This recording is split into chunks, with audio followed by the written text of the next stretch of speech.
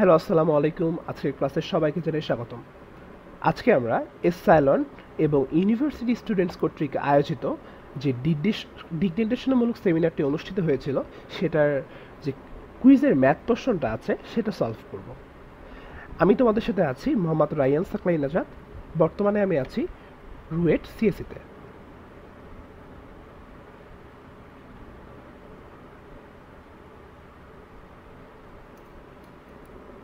চলো তাহলে আমরা সলভের পার্টে চলে যাই।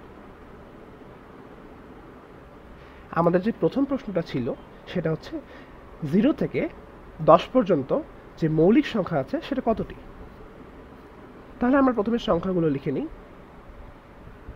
0 1 2 3 4 5 6 7 8 9 and 10।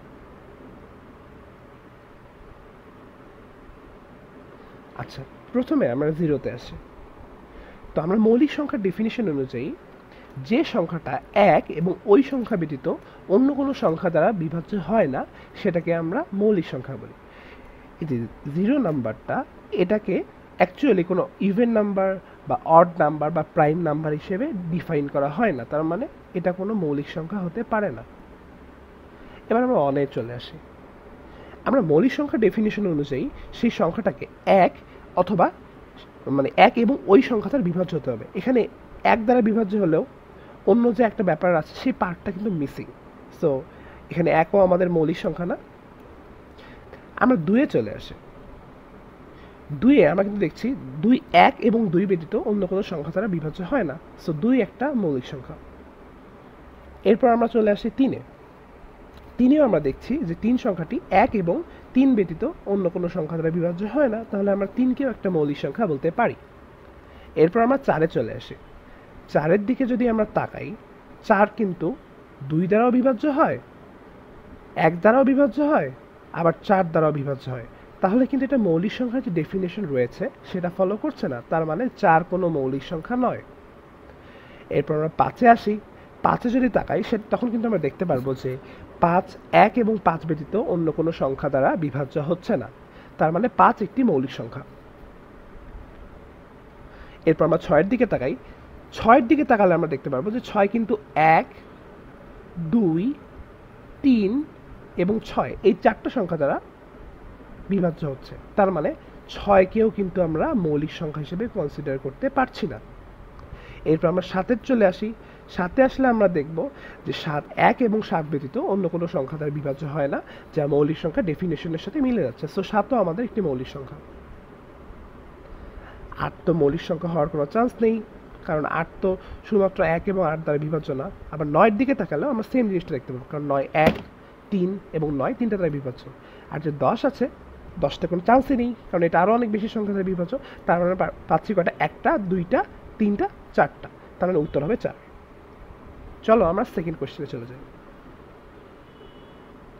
আচ্ছা, এখানে দেওয়া আছে একটা set A equal to 2 3 AB। সেটের শক্তি সেটের উপাদান সংখ্যা কত? তাহলে প্রথমে আমাদের সেটটা দেওয়া আছে, কয়টা উপাদান আছে এখানে? 1টা 2টা 3টা 4টা, তার মানে এই সেটে উপাদান সংখ্যা হচ্ছে 4টি। তাহলে আমরা একটা সূত্র জানি যে কোনো একটা সেটের শক্তি সেটের উপাদান সংখ্যা কতটি সেটা যদি বের করতে চাই, একটা ফর্মুলা আছে 2 টু দি পাওয়ার n। এখানে n হচ্ছে কোনো সেটের মোট উপাদান সংখ্যা।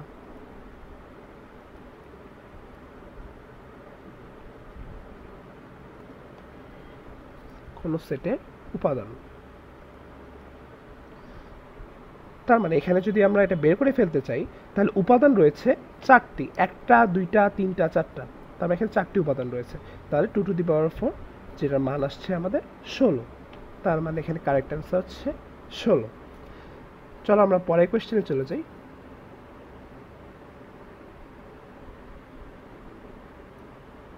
হ্যাঁ, এটা খুবই সুন্দর একটা কোয়েশ্চেন 9-10 লেভেলের জন্য।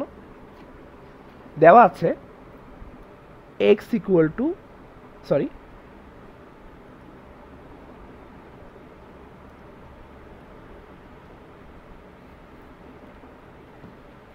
X plus 1/x equal to 3 হলে x minus 1/x to the power 5 equal two what?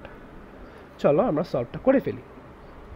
তাহলে দেখো ভাইয়া, আমরা যদি এখানে প্রথমে x প্লাস 1/x আছে, এখান থেকে কিন্তু চাইলেই আমরা x মাইনাস 1/x এর ভ্যালুটা বের করে ফেলতে পারবো।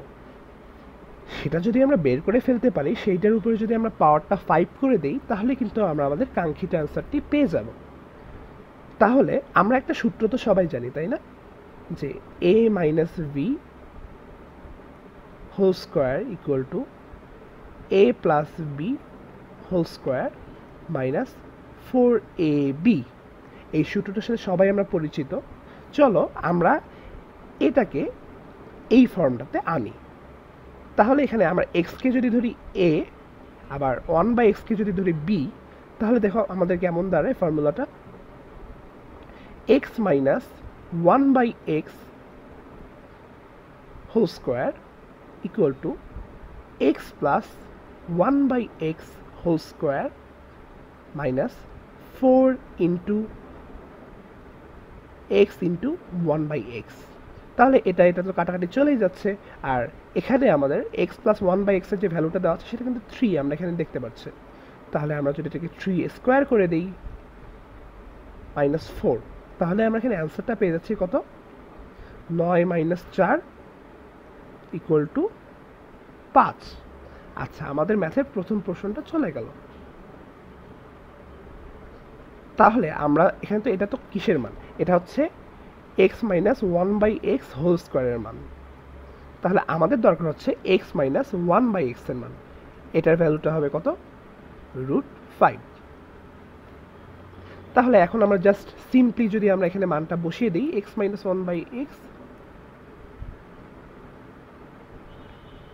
Two the power 5 equal to √5 to the power 5, তার মানে 5টা √5 গুণ।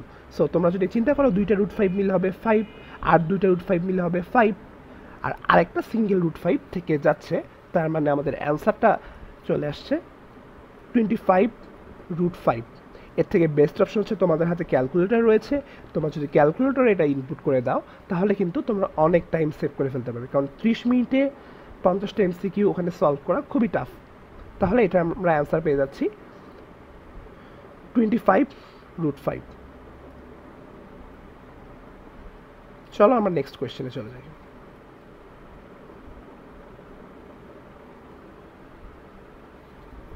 এখানে দেওয়া আছে 4 two the power x equal two 8 হলে x এর মান কত? আচ্ছা, তো আমরা যদি এটাকে একটু চেঞ্জ করে লিখি, কিভাবে আমরা চেঞ্জ করে লিখব? আমরা যদি 4কে, এই যেখানে 4টা আছে, এটাকে যদি আমরা 2 স্কোয়ার লিখি, তাহলে কি কোনো প্রবলেম আছে? কারণ 2 স্কোয়ার তো 4ই হয়ে যাচ্ছে। তার উপরে কি ছিল, একটা x ছিল।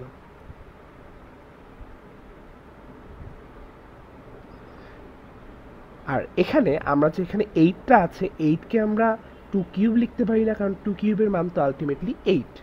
তাহলে দেখো, এখানে যে আমাদের এই দুটো জিনিস আছে, আমরা কিন্তু এটাকে পাওয়ারে গুণ করে দিতে পারি। তাহলে এটার ভ্যালুটা কীরকম আসে, 2 to the power 2x, sorry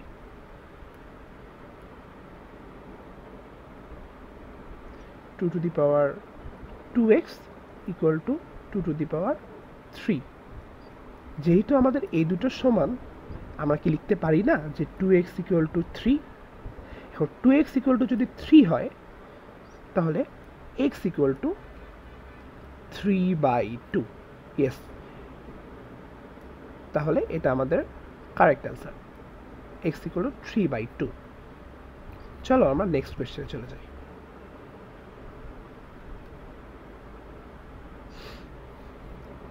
এই কোয়েশ্চেনটায় আমাদের অ্যান্সারটা একটু ভুল আছে, এখানে অ্যাকচুয়ালি কারেক্ট অ্যান্সারটা নেই। চলো আমরা দেখে নিই কারেক্ট অ্যান্সারটি কী হবে। দেখো ভাই, এখানে দেওয়া আছে log 10 ভিত্তিক লগে x ইকুয়াল টু ln 2। আমরা একটা লগের বেসিক ধর্ম জানি যে log ab ইকুয়াল টু যদি c হয় তাহলে actually b equal to a to the power c। এটা একটা লগের একটা ধর্ম। তাহলে আমরা যদি এটাকে এখানে অ্যাপ্লাই করি তাহলে চলে আসছে কি দেখো, এই যে এই বিটাকে আমরা মানে এক্সটা অ্যাকচুয়ালি বি এর মতো না, তাহলে আমরা কি হবে, এটা এক্স এর মানটা এক্স ইকুয়াল টু, আর এই যে এটা হচ্ছে এ, দেখো এটা হচ্ছে এ, তাহলে কি হবে x equal to 10 two the power ln 2। এটা অ্যাকচুয়ালি কোয়েশ্চেনের অ্যান্সারটা নেই, এটা হচ্ছে এটা কারেক্ট অ্যান্সার। তার মানে এটা আমরা রাখবো ব্ল্যাঙ্ক, নো অ্যান্সার।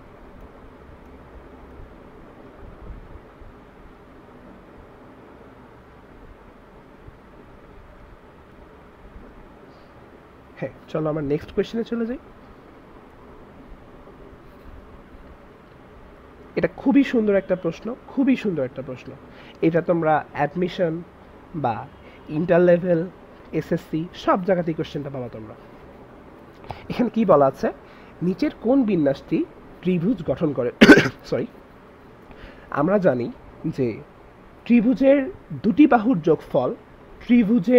বাহুর যোগফল যদি তৃতীয় বাহু অপেক্ষা বৃহত্তর হয় তখন আমরা সেটা দ্বারা একটা ত্রিভুজ গঠন করতে পারবো।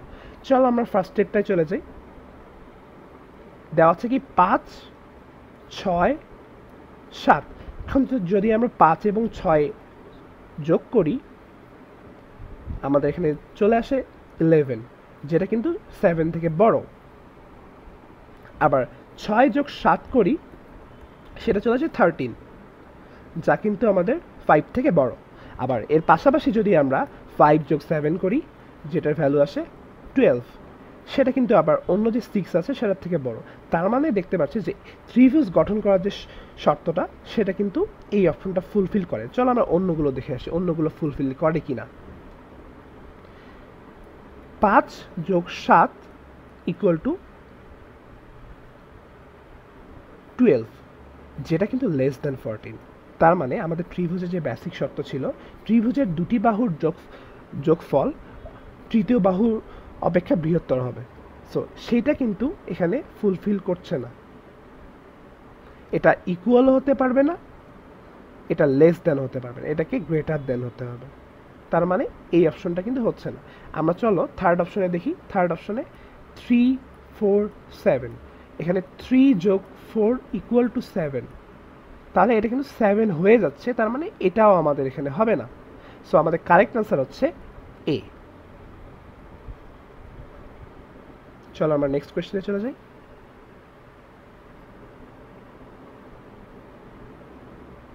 হ্যাঁ, এটা খুবই সুন্দর একটা কোয়েশ্চেন এবং একটা ছোট কোয়েশ্চেন।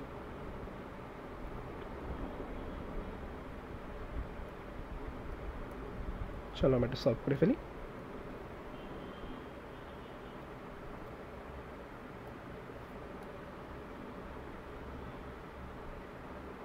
সরি,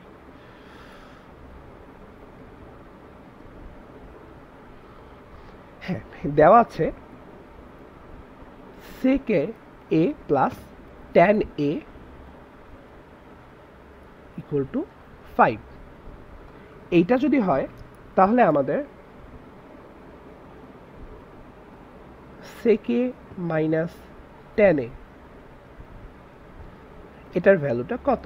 আচ্ছা, আমরা সবাই একটা সূত্র জানি যে sec square a minus tan square a equal to 1, এবং আমরা আরেকটা বাংলা সূত্র জানি যেটা হচ্ছে a square minus b square equal to a plus b into a minus b। তাহলে ভাইয়া আমরা যদি এটাকে a ধরি, a স্কোয়ার ধরি, আবার এইটাকে যদি আমরা হচ্ছে b স্কোয়ার ধরি, তাহলে কি আমরা লিখতে পারি না যে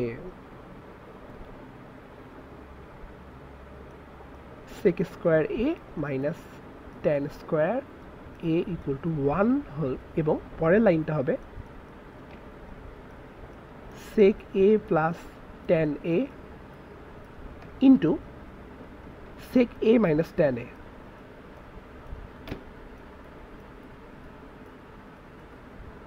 equal to 1।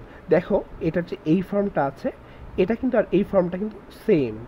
আবার এই পাশে দেখো, তাহলে আমরা জাস্ট সূত্রে ফেলে দিয়েছি যে a square minus b square সূত্রে আমরা ফেলে দিয়েছি। তারপর দেখো ভাইয়া, তুমি কিন্তু এখানে এটার ভ্যালুটা জানো, sec a plus tan a, এটার ভ্যালুটা আমাদের প্রশ্নে দেওয়া আছে 5, তাহলে আমরা লিখে দিই 5 into sec a minus tan a। এই ব্র্যাকেটটা কিন্তু খুব বেশি ইম্পর্ট্যান্ট, এটা তোমাদের খেয়াল রাখতে হবে। এটা ইকুয়াল টু 1, তার মানে আমরা তো ইজিলি এখন লিখে দিতে পারবো যে sec a minus tan a equal to 1/5। তার মানে এটা আমাদের 1/5 হচ্ছে আমাদের কারেক্ট অ্যান্সার। তো এটা চাইলে তোমরা মুখস্থ রাখতে পারো, কারণ এটা এমসিকিউ অনেক বেশি কাছে দেয়। চলো আমরা নেক্সট কোয়েশ্চেনে চলে যাই। দেওয়া আছে সরি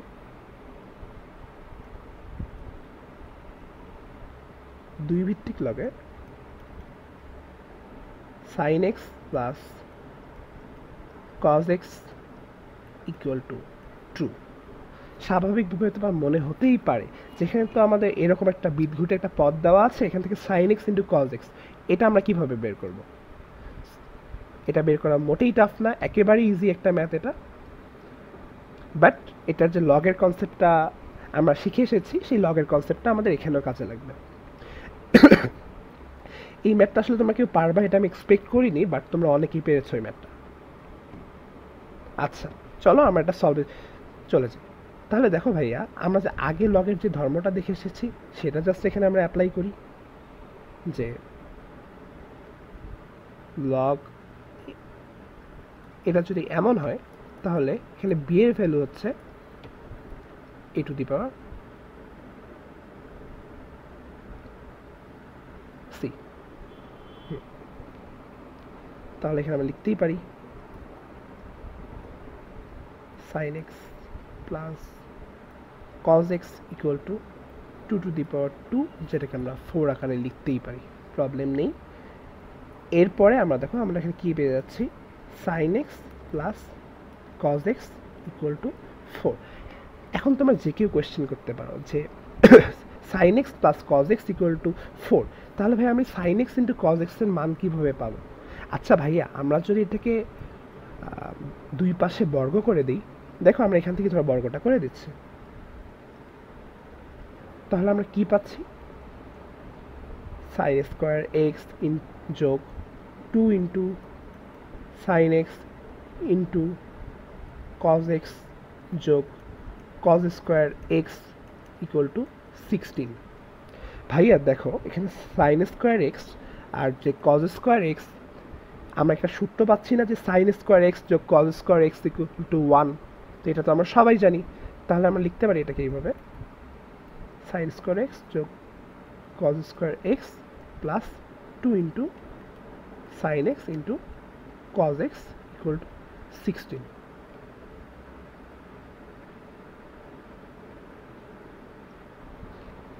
চলো আমরা পরের পার্টটুকুতে দেখি যে এই যে এইটুকুর ভ্যালু তো আমরা জানি যে এটা হচ্ছে 1। তাহলে আমরা এখানে লিখে দিই যে 1 plus 2 into sin x into cos x equal to 16। তাহলে 2 into sin x into cos x equal to 15। Sorry,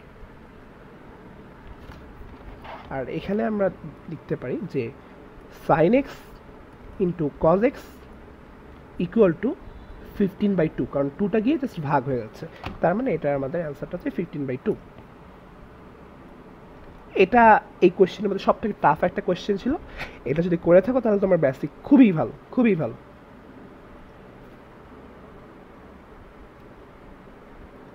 এখানে আরেকটা জিনিস বলে রাখি যে sin x into cos x যেহেতু আছে, এটা তুমি বুঝবা কীভাবে?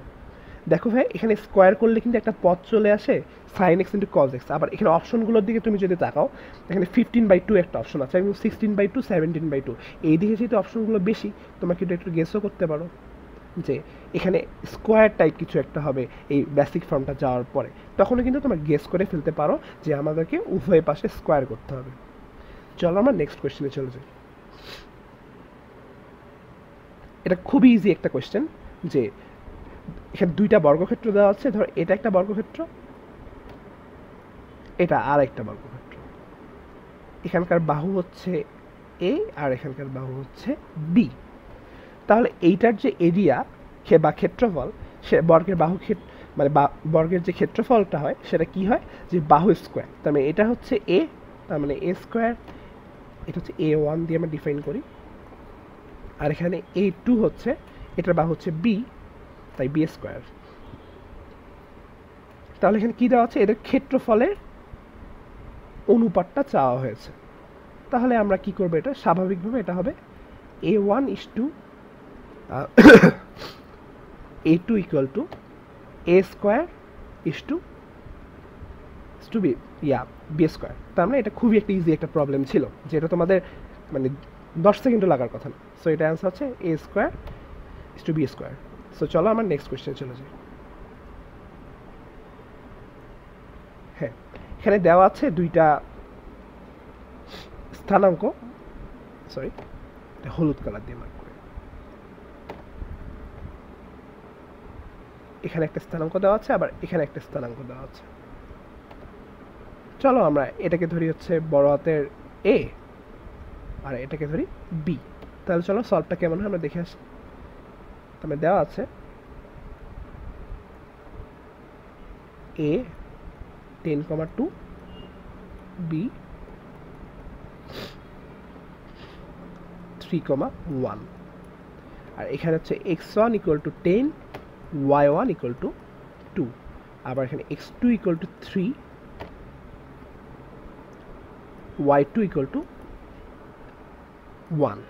তাহলে ভাইয়া আমরা দুইটা বিন্দুর যে মধ্যবর্তী দূরত্ব আছে সেটাকে আমরা যদি ডি দ্বারা প্রকাশ করি, সেটা সূত্রটা তো আমরা সবাই জানি,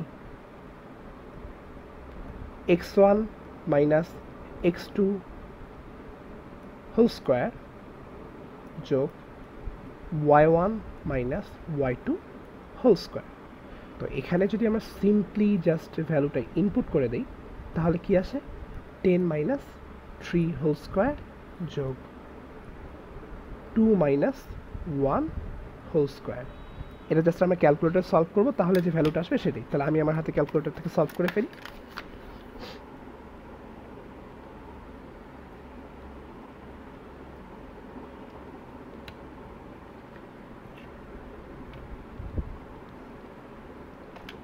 তাহলে এটা আমরা পেয়ে যাচ্ছি 5√2, 5√2, যেটা √50 বলা যায়, কারণ এটা ক্যালকুলেটরে তোমরা যখন সলভ করবা তখন কিন্তু অ্যান্সারটা এভাবেও দেখাতে পারে, এভাবেও দেখাতে পারে, বাট এইভাবেই বেশি দেখে সেকেন্ড, এই যে ফার্স্টের যেটা এটা। তাহলে এটা অ্যান্সার হচ্ছে √50। চলো আমার নেক্সট কোয়েশ্চেনে চলে যাই।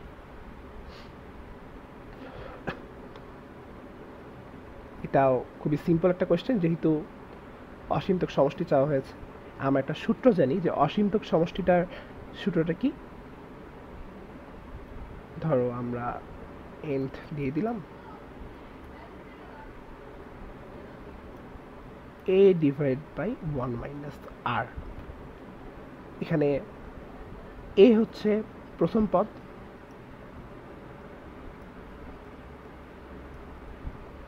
আর r হচ্ছে সাধারণ অনুপাত।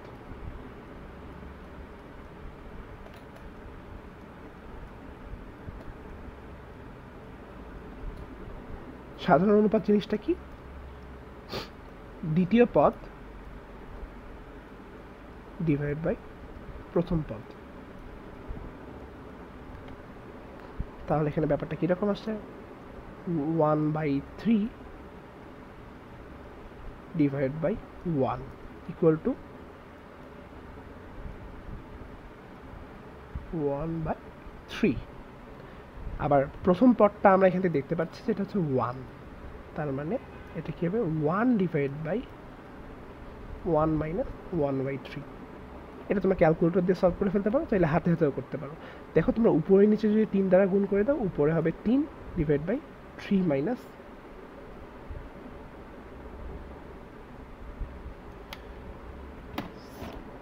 1। তাহলে দেখো এখানে চলে আসছে কত, 3 ডিভাইড বাই 2। তার মানে এটা হচ্ছে আমাদের অ্যান্সার। চলো আমরা অপশনের দিকে তাকাই, এই যে আমরা পেয়ে গিয়েছি আমাদের অ্যান্সার 3/2। তাহলে চলো আমরা নেক্সট কোয়েশ্চেনে চলে যাই। দেওয়া আছে u equal to a, b, c, d, e। আবার a ইকুয়াল টু দেওয়া আছে d, e, f। তাহলে a prime equal two what? এটাও খুবই সিম্পল একটা question.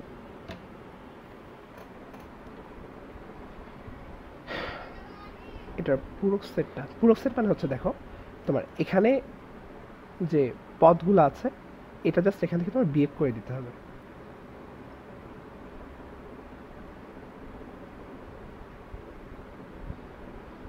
Minus a prime equal two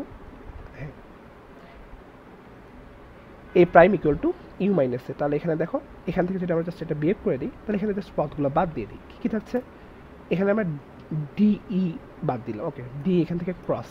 তাহলে কিন্তু দেখো এখানে কিন্তু এফ কিন্তু একটা এক্সট্রা পদ থেকে যাচ্ছে, বাট এফ কিন্তু আবার যে ইউনিভার্সাল সেটটা রয়েছে সেটার ভিতরে নেই। তার মানে এখানে এফটা টোটালি আউট, যে এটা কোনো কাজে আসবে না অ্যাকচুয়ালি। যদি এফটা ইউ এর ভিতরে থাকতো তখন আমাদের এফটা কাজে দিত, যেহেতু এফটা ইউ এর ভিতরে নেই তার মানে এটা কোনো কাজ নেই। এটার অ্যান্সারটা সিম্পলি ডি এবং ই বাদ দিয়ে a, b, c, এটাই আমাদের অ্যান্সার।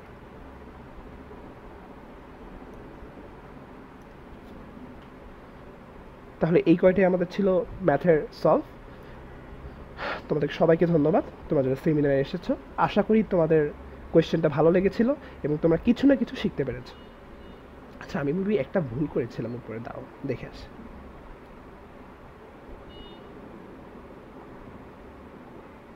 না ঠিক আছে, সবাইকে জানাই ধন্যবাদ। তোমরা সবাই ভালো থেকো, বেস্ট অফ লাক।